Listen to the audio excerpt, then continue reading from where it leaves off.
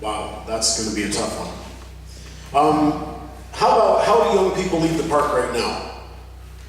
You know, I know a whole bunch of them that leave the park, and the two ways they normally go are they find a job somewhere else because there aren't any here, or they join the military. These are two great answers. The problem is, why are we spending public money?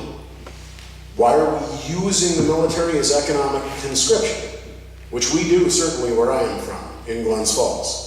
It is a thought process. If I can't get a job at Finch Prime, the high school graduate says, and my grades aren't good enough to get into college, and I don't have $20,000 a year to spend on a public university education that we already paid for 50 times over, what do? I'll join the military, because at least I can get free college later. You know, they're not joining because they think our little adventure in Afghanistan and Iraq is appropriate, or that it makes sense. In fact, most of them are playing Call of Duty, so they're not really paying any attention to the politics or the morality of those invasions at all. At all. They're not reading, because we haven't educated them in the public school system to begin with. They don't even have a desire to go to college. They don't read books. Now, most of you who are sitting here in this room are engaged enough, I am certain, that you probably know fewer of those kids than the average American does. I employ them. I know them quite well, and they're good people. And there's nothing I can say about them that would make them other than good people. But there are people whose parents both worked. There are people who sometimes have suffered from abuse. There are people who have limited guidance. There are people who grow up poor. And what we're going to say is, why do they leave the park? They don't. They stay here, and they're on unemployment.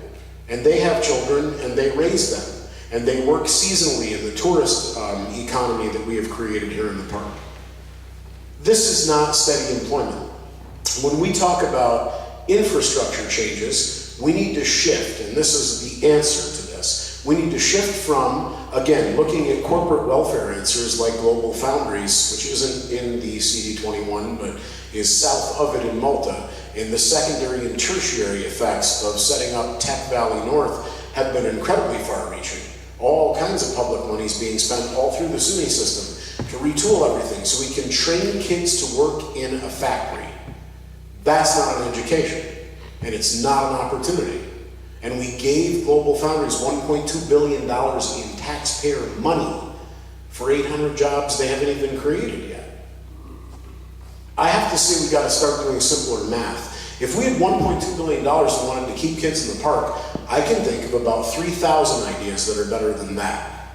And most of them forge on simple things like subsidizing small farms and agriculture rather than corporate agriculture, setting up more farmers markets, building more centers like this in the middle of towns that are a community gathering place and meeting space and a place for the arts and for entertainment. So there's a heart in every community in the Adirondacks. My cafe is that in Glens Falls, and I know how it works. I know that that sense of community is what saves people from running away.